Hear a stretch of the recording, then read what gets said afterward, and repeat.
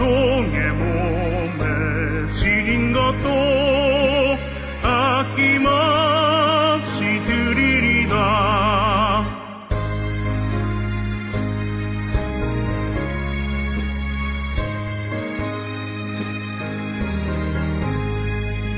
존귀 영광 모든 권세 주님 홀로 받으소서. 멸시전대 십자가는 제가 지고 버리고 기름 없이 빛도 없이 감사하며 섬기리다.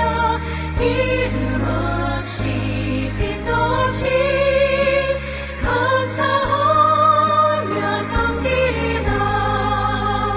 아멘.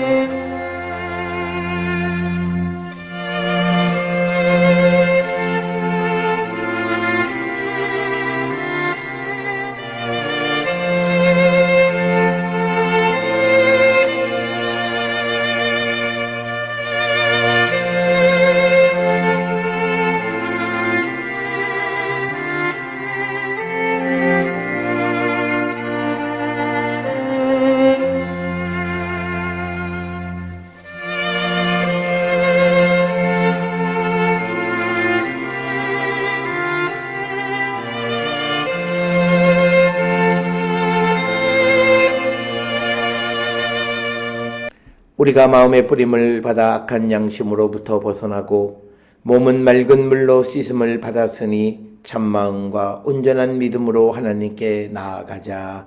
아멘. 전능하사 천지를 만드신 하나님 아버지를 내가 믿사오며 그 외아들 우리 주 예수 그리스도를 믿사오니 이는 성령으로 잉태하사 동정녀 마리아에게 나시고 본디오 빌라도에게 고난을 받으사 십자가에 못 박혀 죽으시고 장사한 지 사흘 만에 죽은 자 가운데서 다시 살아나시며 하늘에 오르사 전능하신 하나님 우편에 앉아 계시다가 저리로서 산자와 죽은 자를 심판하러 오시리라.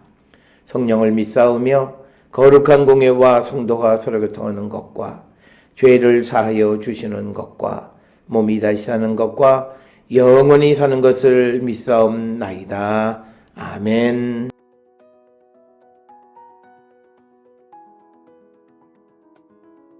또 어떤 사람이 타국에 갈 때 그 종들을 불러 자기 소유를 맡김과 같으니 각각 그 재능대로 한 사람에게는 금 5달란트를, 한 사람에게는 2달란트를, 한 사람에게는 1달란트를 주고 떠났더니 5달란트 받은 자는 바로 가서 그것으로 장사하여 또 5달란트를 남기고 2달란트 받은 자도 그같이 하여 또 2달란트를 남겼으되 1달란트 받은 자는 가서 땅을 파고 그 주인의 돈을 감추어 두었더니 오랜 후에 그 종들의 주인이 돌아와 그들과 결산할세 5달란트 받았던 자는 5달란트를 더 가지고 와서 이르되 주인이여 내게 5달란트를 주셨는데 보소서 내가 또 5달란트를 남겼나이다.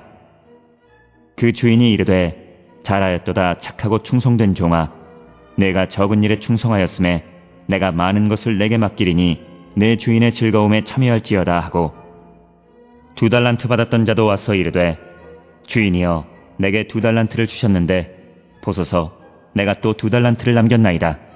그 주인이 이르되 잘하였도다 착하고 충성된 종아 내가 적은 일에 충성하였음에 내가 많은 것을 내게 맡기리니 내 주인의 즐거움에 참여할지어다 하고 1달란트 받았던 자는 와서 이르되 주인이여 당신은 굳은 사람이라 심지 않은 데서 거두고 해치지 않은 데서 모으는 줄을 내가 알았으므로 두려워하여 나가서 당신의 달란트를 땅에 감추어 두었었나이다.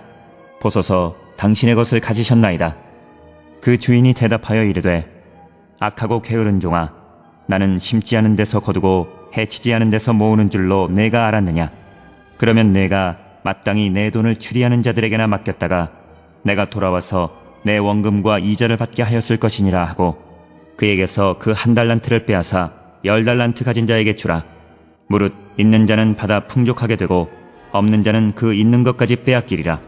이 무익한 종을 바깥 어두운 데로 내쫓으라. 거기서 슬피 울며 이를 갈리라 하니라.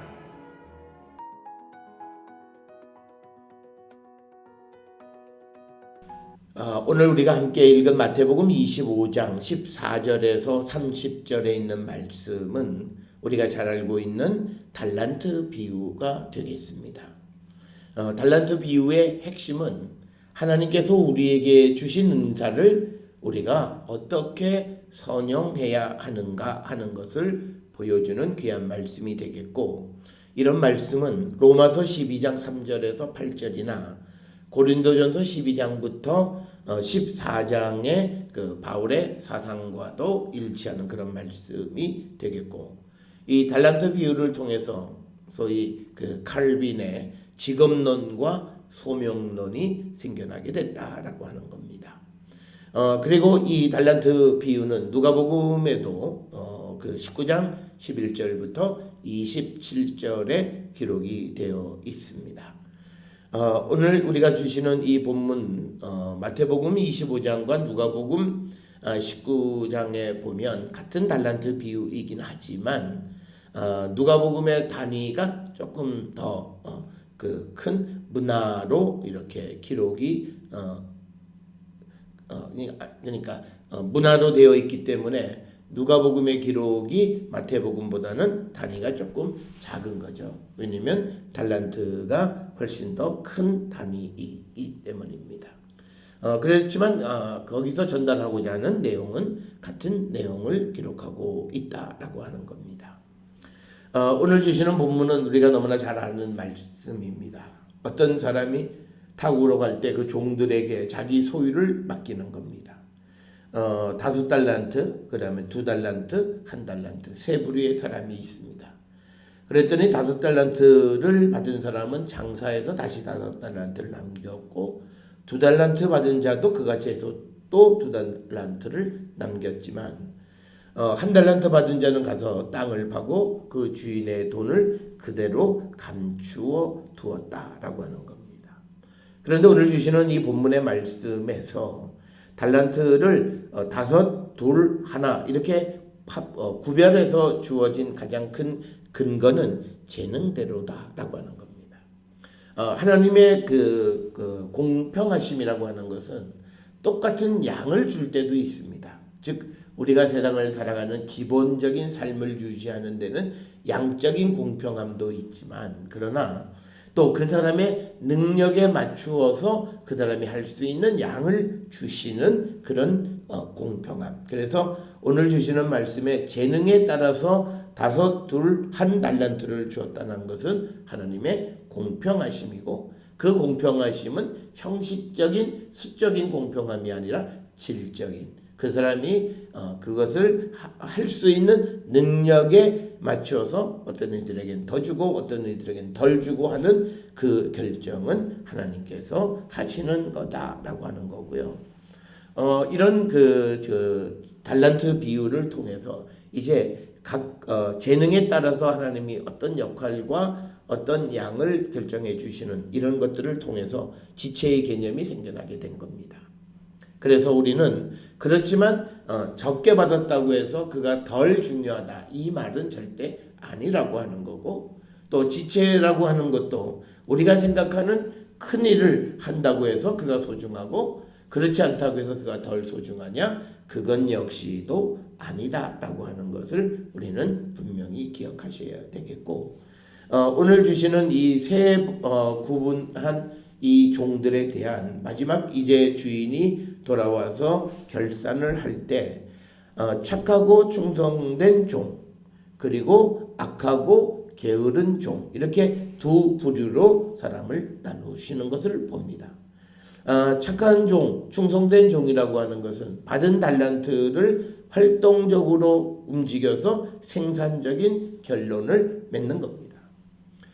그래서 우리가 주님이 우리에게 늘 말씀하시는 것이 열매로 그 사람을 알 수 있다라고 하는 것과 일정 부분 같은 그런 내용이 되겠고, 반대로 우리가 악하고 게으른 종이다라고 하는 것은 특별히 한 달란트 받은 사람에게 26절에서 악하고 게으른 종아, 나는 심지 않는 데서 거두고 해치지 않는 데서 모으는 줄을 내가 알지 못했느냐, 이렇게 말씀을 하시면서 아무 역할도 하지 아니하는 자, 생산성이 없는 자.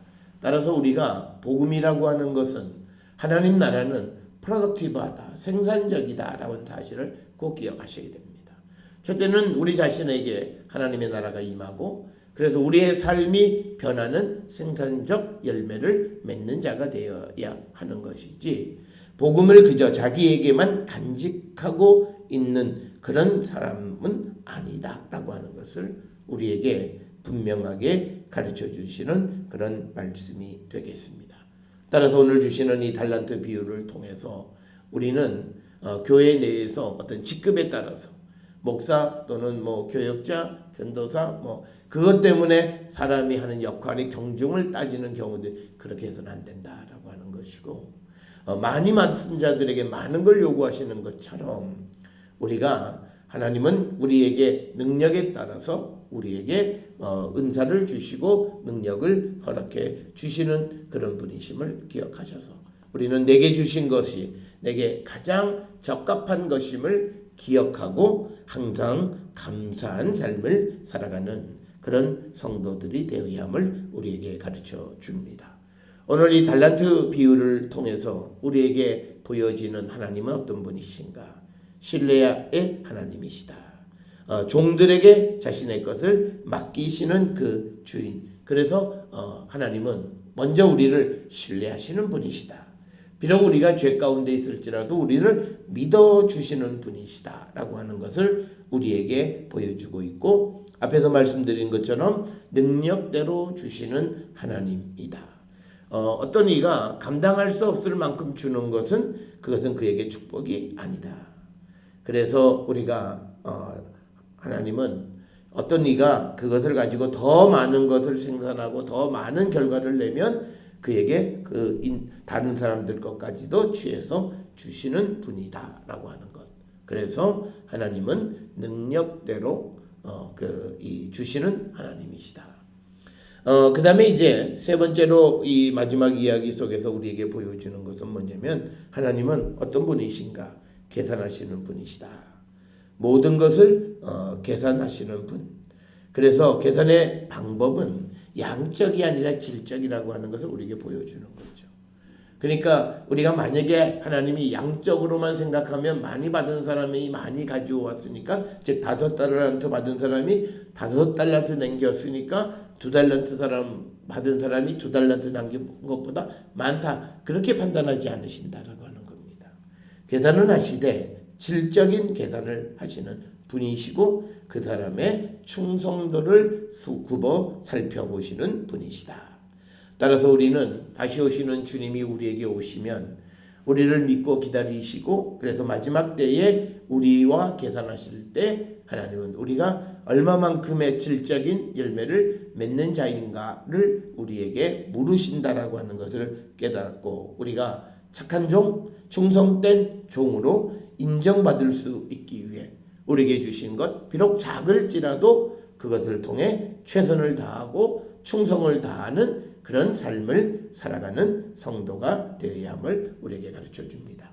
특별히 오늘 우리가 마태복음 25장에서 앞에 1절로부터 13절까지에서는 열처녀의 비유에서 재림의 때, 즉 재림의 지연 때에 성도가 어떻게 살아야 되는가를 가르쳐 주셨고, 오늘 14절부터 30절까지에서는 다시 오신 그 주님이 이제 우리에게 주신 것을 통해서 우리에게 계산하시는 분이시다. 그때 우리가 주께 열매를 드릴 수 있는 그런 성도가 되기 위해서 최선을 다하고 내게 있는 것으로 하나님께 충성스러운 종이 되기를 결단하는 우리 모든 성도들이 될 수 있기를 주의 이름으로 축원합니다. 기도하시겠습니다. 사랑과 내가 충만하신 아버지 하나님 은혜를 감사합니다. 우리의 삶을 돌아봅니다. 하나님께서 주신 것에 감사하는 저희들 되게 하시고 받은 바 은혜에 충성을 다하며 열매 맺는 성도 되게 인도하시고 복내려 주시옵소서. 그리하여 다시 오신 주님과 계산할 때에 착하고 충성된 종으로 인정받는 우리 모두가 되게 복내려 주시옵소서. 예수님의 이름으로 기도드려 싸움나이다. 아멘.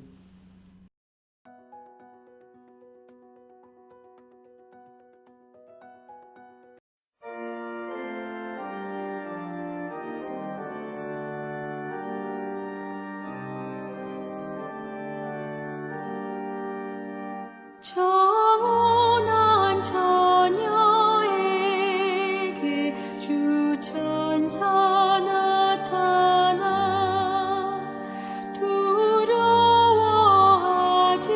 말라 참 기쁜 소식을 온 세상 사람에게 나 전파하노라. 주 은혜 받은 자여 큰 복이 있으라.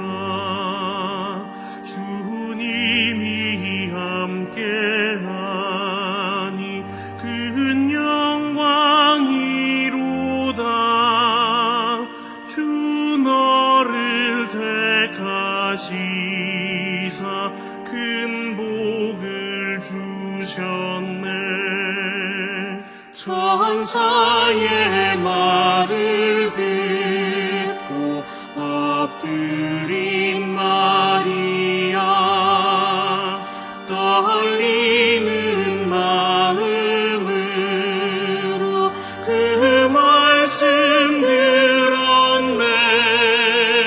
주 천사 전한 말씀 그 맘에 새겼네. 무서워하지 말라 너흰 대하리니 그 탄생하는 아기 예수라 하리라. 온 세상 다스리는 만왕의 왕이라. 마리아 말하기를 이런 일이 있을까. 전능한 주님께서 너와 함께 하시며 그 크신 권능으로 널 덮으시리라. 주 말씀 듣고 나서 마리아 엎드려 나 주의 종이오니 뜻대로 하소서. 나의 몸 주께 맡겨 그 말씀 따르리.